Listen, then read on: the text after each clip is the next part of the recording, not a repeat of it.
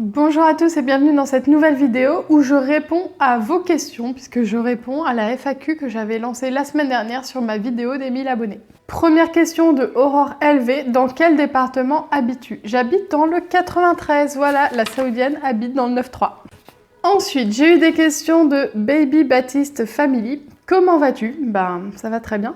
Sophie a-t-elle toujours son petit caractère bien trempé? C'est joliment dit, moi je dis son caractère de merde. je plaisante. Si tu as pas vu ma vidéo Mon bébé à mauvais caractère que j'ai filmé il y a un mois, je t'encourage à aller la voir, comme ça tu te feras une idée si elle a toujours son caractère bien trempé, mais en gros la réponse est oui. Donc, comment gères-tu le quotidien? Bah, comment dire, j'ai pas le choix en fait. Non mais je plaisante, mais le quotidien se gère très très bien. Je vis qu'à un quart d'heure de travail, donc voilà, je suis pas obligée de faire des énormes horaires et en plus je vis à côté. Je suis très épaulée par mon conjoint qui est, comme beaucoup d'hommes de sa génération, assez moderne et qui du coup s'occupe aussi pas mal de ma fille. Donc voilà, ça va quoi. Mon bébé de 5 mois ressemble en tout point à la description de Sophie quand elle était plus petite. Ma pauvre. Comment réagir face à l'incompréhension de l'entourage, face au comportement de nos petits? Besoin de bras, cris, jamais calme. Alors ça, franchement, je comprends tout à fait cette problématique parce que je l'ai vraiment vécu. Je l'ai vécu notamment dans ma famille puisque mes parents ont eu des bébés très calmes apparemment. Ma sœur et moi, on n'a jamais fait de crise, hein, ce qu'ils disent en tout cas, ou peut-être qu'ils se souviennent plus. Et sinon, dans mon entourage proche, il y a très peu de gens qui n'ont pas d'enfants en fait. Non, c'est le contraire. Il y a très peu de gens qui ont des enfants, donc du coup, quand ils ont vu comment était Sophie, qui est, je pense, comme beaucoup de bébés en fait, qui a besoin d'attention, des bras et tout. Il y a eu beaucoup d'incompréhension. J'ai eu pas mal de fois des réflexions dans ma famille qui n'étaient pas méchantes, hein, mais qui étaient quand même des réflexions du style oui, tu devrais la laisser un peu pleurer, tu la prends toujours dans tes bras, tu vas l'habituer, c'est pas comme ça qu'elle va s'endormir, mais évidemment, si dès qu'elle pleure, tu la prends à bras. Enfin, on connaît tous par cœur c'est ce genre de réflexion. Et c'est vrai que c'est assez pénible parce que sur le coup, il y a toujours, enfin là je parle de moi, mais il y a toujours une partie de honte d'être cette mère qui cède à tout en fait.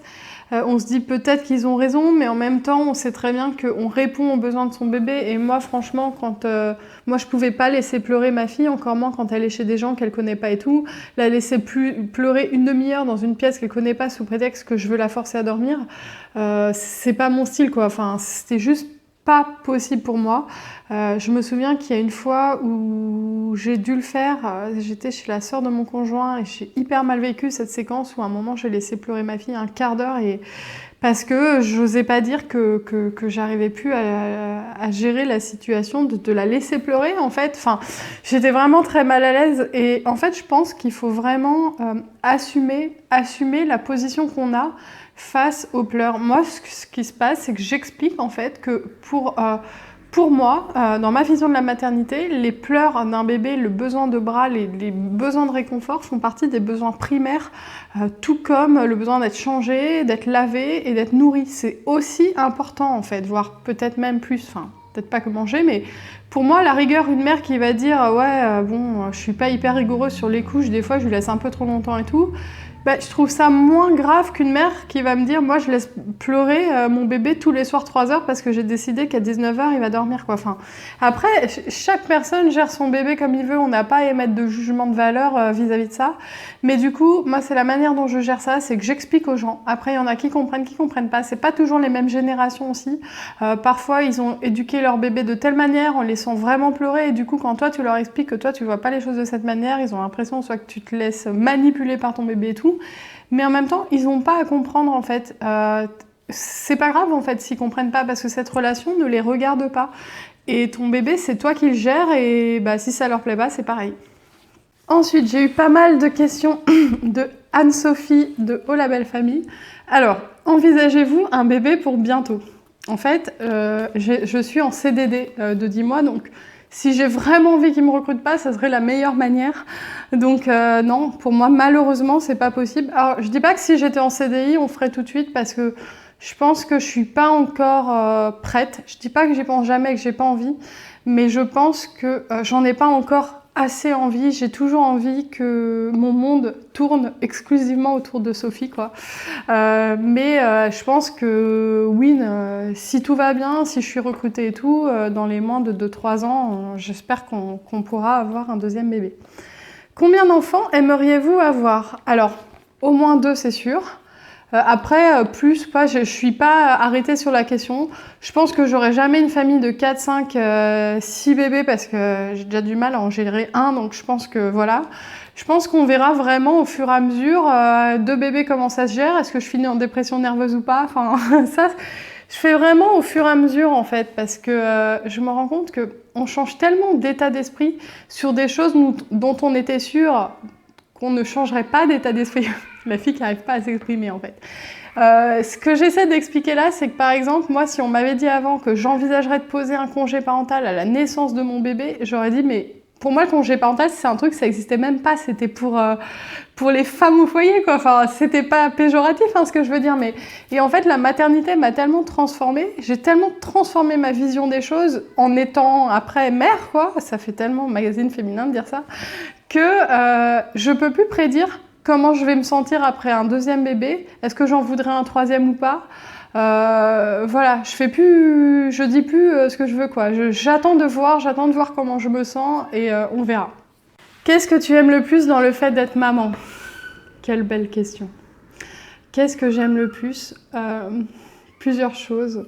La fille qui ne comprend pas la question, ce que tu aimes le plus. Mais ce que j'aime le plus, c'est être toujours émerveillée devant le visage de ma fille, en fait. Je la trouve, mais magnifique, parce que c'est ma fille, hein, c'est normal, mais en plus, elle est vraiment magnifique. Mais bon, c'est ma fille, quoi. Et à chaque fois que je la regarde, je me dis, mais elle est tellement belle et il y a qu'elle qui compte, quoi. Enfin, mon conjoint aussi, mes parents, tout ça, mais je veux dire, ma vie maintenant, c'est elle et je trouve que ça, c'est vraiment super beau parce que avant, je vous ai dit, je me focalisais beaucoup sur mon travail, sur ma carrière et tout, même si pour moi, ma vie personnelle a toujours pris une grande place et j'étais pas la fille carriériste qui pense qu'au boulot, qui fait des horaires de dingue et tout. Mais mon travail, c'était quelque chose de ultra important. C'est toujours le cas, mais par exemple, le fait d'avoir ma fille, ça a bouleversé tout ça. Maintenant, tout ce que je fais, c'est pour elle, quoi. C'est plus simplement pour moi. Et je trouve que c'est ça le plus beau dans le fait d'être maman, c'est d'être émerveillée chaque jour de ses petites évolutions, de son visage. Je pourrais la manger tellement je la trouve belle. Je vous jure, quand j'ai des photos d'elle, j'ai envie de la croquer. D'ailleurs, des fois, je lui croque ses joues, quoi. Enfin, vraiment, c'est cet amour-là qui a pas de limite, un amour où je pourrais manger mon propre bébé, quoi. Enfin, mais vraiment, c'est ça. Je l'aime, mais tellement fort que voilà, c'est ça que je trouve le plus beau. Quel prénom si vous aviez eu un garçon? Alors ça, je vais pas répondre parce qu'en fait, je sais déjà le prénom du futur bébé, c'est celui qu'on avait choisi, c'était un garçon, et je vais le garder secret. Par contre, si tu as envie de le savoir, je te le dirai en privé. Mais j'ai pas envie de le dire sur YouTube et tout parce que bah voilà, il y a des gens de ma famille et tout à qui je voudrais garder une mini surprise, quoi, et du coup, bah je vais le garder pour moi. Ne vous inquiétez pas des petits babillages de Sophie, elle est à la sieste, en plus elle est pas très contente parce qu'elle a fait une bêtise et du coup je l'ai punie. Je l'ai foutue au lit et elle a hurlé et là elle commence à babiller, mais sachez que c'est un processus pour essayer de l'éduquer, quoi. Je suis pas genre la fille qui en a rien à foutre et tout là, mais je veux dire, il y a un moment, elle m'a fait tellement de crises là tout à l'heure que je me suis dit vas-y, je vais la punir, quoi, pour une fois. Pensez-vous déménager en province? Alors, moi j'y ai déjà pensé parce que j'avoue qu'en région parisienne, on n'a pas une qualité de vie qui est folle. On vit, même avec des bons salaires, on est obligé de vivre dans des relativement petits logements, même si là ça va mieux. Et du coup, j'y ai déjà pensé, mais en fait, je m'en empêche parce que bah, j'ai mes parents qui sont ici, j'ai ma sœur, j'ai des amis, et c'est vrai que m'isoler, pour moi, ça serait compliqué. Pour mon conjoint aussi, qui travaille du coup en région parisienne.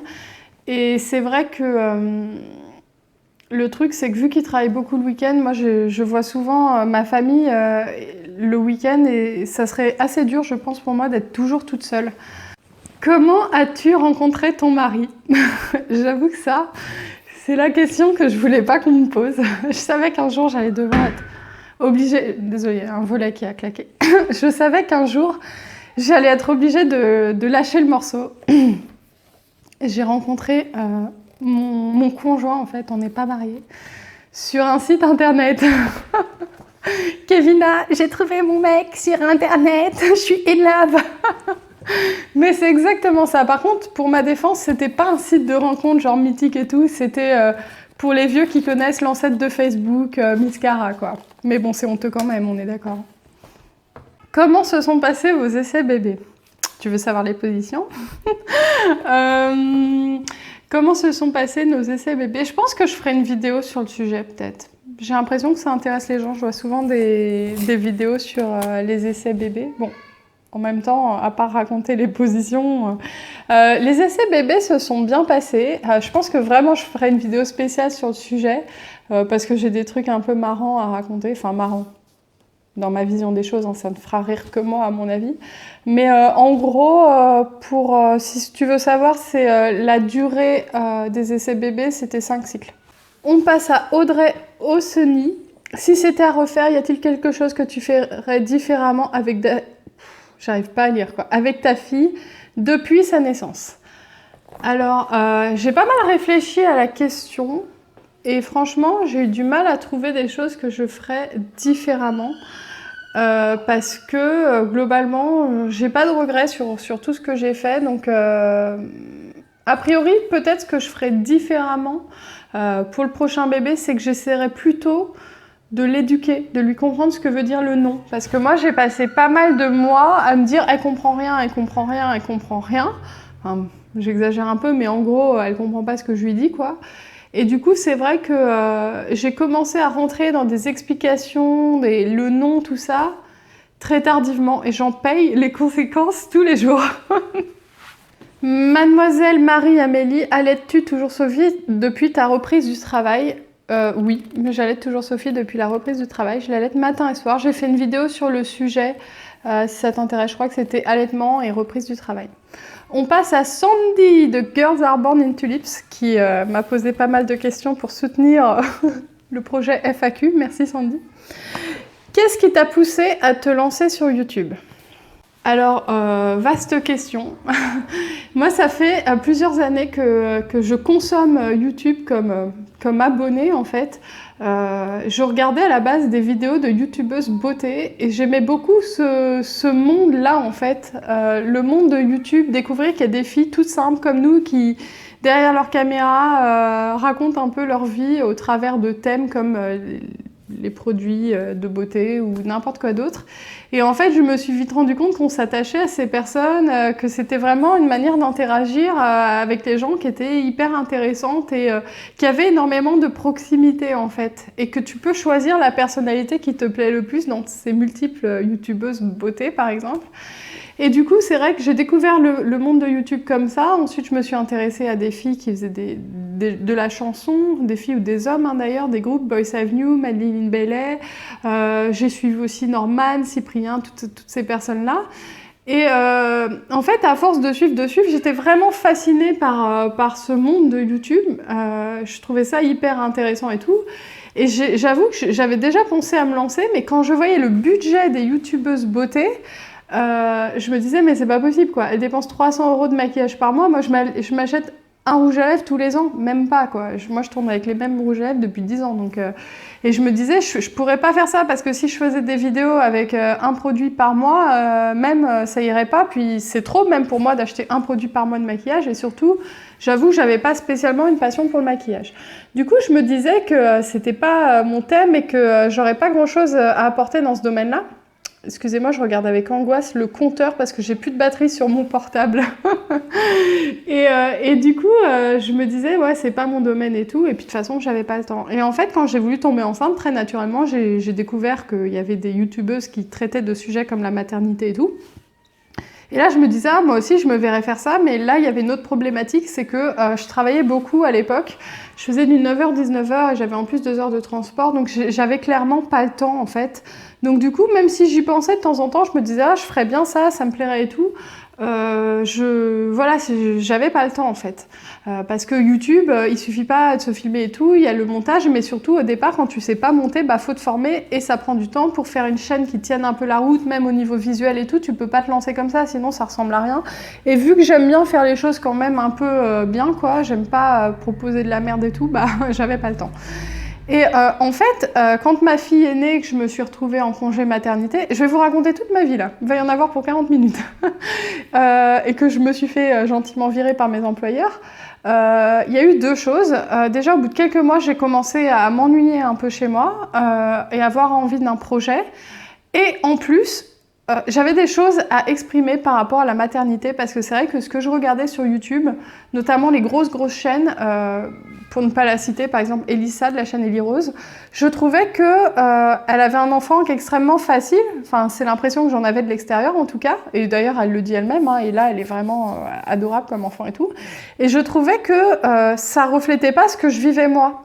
Et moi, j'avais envie de donner un message différent. Alors, je dis pas que personne d'autre disait ça sur YouTube, hein, mais voilà, moi, j'avais envie de délivrer un message que, en tout cas, je ne trouvais pas sur YouTube. Et c'est ça aussi qui a fait le déclic, c'est que j'avais des choses à partager. J'avais un message que j'estimais important à délivrer et je pensais que je pouvais faire du bien avec mes vidéos, quoi. Ça fait prétentieux de dire ça, mais je me suis dit, moi, j'aurais aimé tomber sur des vidéos comme ça. Je pense que là-dessus, j'ai quelque chose à apporter. Ça va peut-être durer que 6 mois, ça va peut-être durer que 1 an, mais je peux avoir une, entre guillemets, plus-value en axant ma chaîne sur les difficultés de la maternité, parce que c'est vrai que je voyais pas trop de chaînes axées là-dessus, et je me suis dit, bah là, t'as quelque chose qui t'intéresse, parce que j'étais dans le délire bébé, et je me suis dit, bah, c'est peut-être le moment de te lancer. C'était un projet, ça m'intéressait, et c'est pour ça que je me suis lancée sur YouTube, parce que en plus, c'est un monde qui m'intéressait de base. Pourquoi cette plateforme et pas plutôt un blog ou Insta par exemple? Comme j'ai dit, j'étais très intéressée par le monde de YouTube. Hein. Je l'aurais pas fait sur une plateforme autre qu'une plateforme vidéo, je pense. Et pourquoi pas un blog et tout? Alors tout simplement parce que moi je trouve que pour écrire un blog, il faut avoir un style d'écriture. Il suffit pas d'écrire comme ça. Et clairement, je pense pas l'avoir. J'ai jamais eu un goût hyper prononcée pour l'écriture, même si j'étais pas du tout mauvaise en français, enfin toutes ces matières très littéraires, j'étais même plutôt meilleure d'ailleurs dans ces matières qu'en sciences. Ironie du sort. En plus, j'aime beaucoup raconter ma vie. Enfin, vous voyez, je fais des vidéos de 40 minutes, j'arrive même pas à me couper moi-même, parce qu'il y a ce côté-là où je parle et ça me fait du bien de parler devant ma caméra, et je pense pas qu'écrire, ça serait pareil. Et alors pour Insta, c'est... en fait, tout simplement parce que je vois pas quel message je pourrais délivrer sur Insta. Sur Insta, c'est que des photos, quoi. Si tu n'avais pas fait une chaîne maternité, quel sujet, type de vidéo te verrais-tu faire? Alors, comme j'ai dit, j'ai déjà pensé. Alors, faut savoir que j'avais lancé une chaîne avant, j'en ai déjà parlé sur les lives, mais où je reprenais à la guitare des chansons, notamment des chansons de Taylor Swift. J'ai quand même eu 22 abonnés. Hein. Mais bon, j'ai vu très vite que dans la musique, j'avais pas une voix qui me permettrait de vraiment évoluer, parce qu'il y a tellement des filles qui ont des voix mais magnifiques et il y en a des milliards de chaînes et tout, que c'est impossible. Enfin, j'avais pas une plus-value, quoi. J'avais rien à proposer de plus, clairement. Ça allait pas être mon domaine de prédilection, parce que en plus apprendre des chansons à la guitare, les ressortir et tout, puis il faut voir ce que j'ai proposé comme vidéo. Hein. Franchement, c'était pourri. Hein. Je les assume même plus, je les ai retirées de ma chaîne parce que j'ai une deuxième chaîne secrète sur YouTube. Mais c'était sombre, c'était dans le noir, il y avait même pas de miniature. Je laissais YouTube choisir la miniature lui-même, mais c'était honteux. J'ai fait ça pendant ma thèse.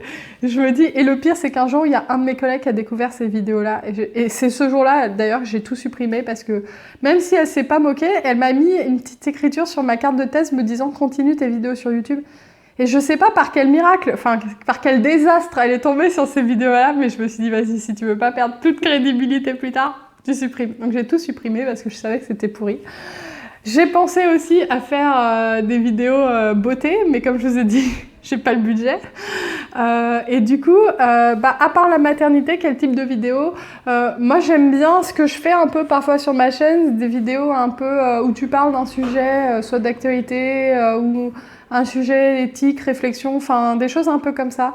J'aime bien les chaînes type Esther, Antastasia, même si je suis rarement d'accord avec elle.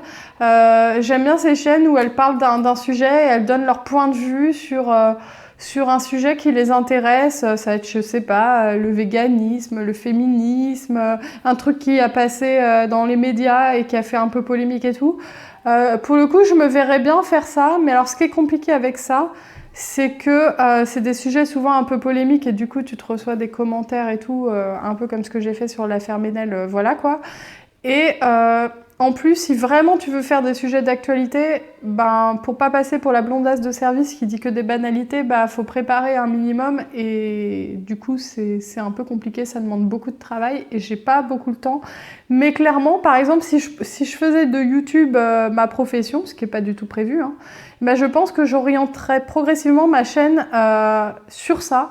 Parce que la maternité, tant que tu as des bébés de 1 an, 2 ans, ça va, mais au bout d'un moment, enfin, même au 2e, au 3e enfant, c'est un peu toujours les mêmes thématiques qui reviennent. Moi, je vais pas faire 6 vidéos sur la diversification, 6 vidéos sur la rentrée scolaire et 6 vidéos sur les rythmes et des bébés, quoi. Je veux dire, il y a un moment, un bébé, ça reste un bébé, quoi. Donc, je pense qu'au bout d'un moment, la thématique va un peu me passer au-dessus en fait. Donc je pense que je ferai évoluer ma chaîne vers des sujets un peu plus divers, même pas forcément de l'actualité, mais par exemple quand je vois des chaînes comme Et pourquoi pas Colline et tout, elle, j'aime beaucoup ce qu'elle propose vraiment des choses variées, elle fait un peu de beauté, un peu d'actualité, un peu de tout, et je trouve que c'est intéressant comme manière de présenter les choses en fait, donc je pense que je ferai quelque chose de ce type-là. Est-ce que tu as un rêve ultime dans la vie? Faire un tour du monde? Alors pas du tout, hein. Je suis pas une aventurière, les tours du monde, moi ça m'angoisse. Hein. Partir vivre dans le Larzac avec des chèvres? Non, pas du tout. Fabriquer des colis en macaroni? Non, ça c'est pour toi, hein, Montessori et tout, moi je suis pas manuelle. Hein. Atteindre 1 million d'abonnés? Ah bah oui. Et enfin boire du Fit Tea tous les jours. C'est ça mon rêve en fait, t'as tout compris. Avant d'avoir Sophie, si j'avais eu un rêve, ça aurait été du coup d'avoir beaucoup d'argent pour réaliser ce rêve qui aurait été de monter une sorte de fondation de recueil d'animaux sauvages, genre en Australie ou en Afrique, me faire former par des vétérinaires pour avoir le niveau vétérinaire, parce que bon, quand t'es riche, t'as plus besoin de passer de concours, hein. J'aurais formé des gens pour qu'ils me forment, et pour pouvoir moi-même recueillir des animaux, soigner des animaux, donner le biberon à des bébés kangourous, enfin des choses comme ça. Ça, c'était mon rêve ultime de faire ça. J'aurais trouvé ça dingue et super intéressant. J'adore tout ce qui est émission où on voit des petits bébés pandas recueillis, comment les soigneurs ils s'en occupent et tout. Donc ça, c'était mon rêve avant d'avoir Sophie. En fait, je disais toujours ça quand on me demandait ce que je voulais faire vraiment, si j'avais un rêve à réaliser. Et en fait, depuis que j'ai eu Sophie, je ne sais pas si mes besoins de materner ont été comblés, mais globalement, j'ai des rêves beaucoup plus terre à terre et beaucoup moins dingues. Je pense que là, si on me disait qu'est-ce qui te ferait le plus plaisir dans la vie, à part qu'elle arrête de gueuler dans son lit là, qu'est-ce qui me ferait le plus plaisir? Je pense que ça serait, pareil, avoir de l'argent. Enfin, quand je dis avoir de l'argent, moi, c'est pas avoir de l'argent, mais pour pouvoir permettre que je puisse m'occuper à 100% de mes enfants jusqu'à ce qu'ils aient l'âge de ne plus avoir besoin de moi. C'est-à-dire ne plus être obligé de travailler, d'avoir les angoisses du travail et tout. Je pense que ce serait ça mon plus grand rêve, en fait, c'est de m'occuper à 100% de mes enfants. Même si je dis ça, mais ça se trouve, je serais même pas épanouie comme ça. Mais là, c'est clair que si j'avais 1 milliard, directement, ce que je ferais, j'arrêterais de travailler pour m'occuper de ma fille. J'aurais certainement un 2e enfant, je m'en occuperais à temps plein. Peut-être que je recruterais aussi quelqu'un pour m'aider, un peu comme genre les Kate Middleton et tout. Mais je pense que c'est ça que je ferais là, si d'un seul coup j'avais 1 milliard et que je pouvais réaliser mes rêves. Et je dis pas que je reprendrai jamais le travail et tout, mais du coup peut-être plus tard je monterai ma fondation avec les bébés koalas, etc. quoi. Et dernière question de Sandy, par rapport à ton expérience avec la hyène, Est-ce que tu penses que pour ton prochain, il y aura des choses à faire dès le début ou justement à ne pas refaire pour éviter que lui aussi puisse être un fussy baby? Dans la mesure du possible, je sais bien que chaque enfant a son propre caractère, ses propres besoins. Alors, en fait, moi j'ai beaucoup réfléchi sur le sujet et je pense vraiment que tous les bébés sont comme ça. Cela dit, je pense qu'il y a vraiment des bébés qui sont peut-être encore un peu plus que d'autres parce que comme je vous l'ai dit, là c'est la première fois en 19 mois que je peux poser Sophie dans son lit pour qu'elle fasse une sieste. Or j'ai des copines, dès le retour à la maternité, leur bébé il gazouillait devant le vidéophone en souriant, genre bébé de pub avec la petite lumière et tout, qui sourit quoi. Donc je pense quand même qu'il y a des bébés qui sont plus tolérants au fait qu'on les laisse dormir tout seuls dans une pièce et tout. Clairement Sophie faisait pas partie de ces bébés là. Mais je ne me sens pas responsable, je ne suis pas coupable de cette situation. Elle a été comme ça dès le départ. C'est pas faute d'avoir essayé de la mettre dans son lit et tout. Après, c'est vrai que moi, j'ai pris le parti tout de suite de faire du cododo et tout parce que j'ai vu qu'elle avait besoin de proximité et je lui ai donné en fait ce dont elle avait besoin. Elle avait besoin d'être bercée, je la berçais. Alors, c'est vrai qu'au bout de quelques mois, j'ai commencé à perdre patience et on va dire vers 4-5 mois, parfois je la laissais un petit peu pleurer. Mais globalement, je pense vraiment avoir été là pour elle et je regrette pas ça du tout. Bien au contraire, je pense que si j'ai un bébé, un prochain bébé qui est aussi demandeur que Sophie, et je pense que ça, il y a de grandes chances que ce soit le cas parce que je pense qu'en plus que les bébés allaités, ils ont un fort besoin de fusion, mine de rien. Eh bien, je ferai la même chose et je m'épuiserai de la même manière et je vous parlerai sur YouTube du fait que j'en peux plus de le bercer 6 heures par jour, de le ou de la bercer 6 heures par jour. Mais voilà, je pense en fait que, je tourne en rond là dans ce que je dis, mais que non seulement je suis pas responsable, qu'il n'y a rien à changer, mais qu'en plus j'ai bien fait en fait, parce que j'étais à l'écoute de ses besoins au maximum. À la rigueur, s'il y a des choses que je regrette, c'est à certains moments de ne pas avoir réussi à lui donner tout ce qu'elle voulait. C'est-à-dire que, comme je vous ai dit, au bout de 5, 6, 7 mois, il y a des moments, plusieurs moments où je l'ai laissé pleurer parce que j'en pouvais plus. Et même si je comprends encore dans quel état d'esprit j'étais quand j'ai fait ça, j'ai pas de regrets vis-à-vis de ça, mais si je pouvais changer quelque chose, c'est essayer d'avoir cette patience à toute épreuve en fait. Mais en même temps, je suis humaine aussi, quoi, et je fais aussi avec le caractère que j'ai pas une patience non plus illimitée, et j'ai fait avec ce que je pouvais, j'ai donné mon maximum, et voilà, je changerai pas grand chose. Ah là là, Jean-Claude Van Damme sort de ce corps, quoi, je tourne en boucle depuis tout à l'heure. Bon, je crois qu'il faut arrêter cette vidéo. Bon, j'espère que cette vidéo FAQ vous aura plu, et je vous dis à bientôt dans une prochaine vidéo.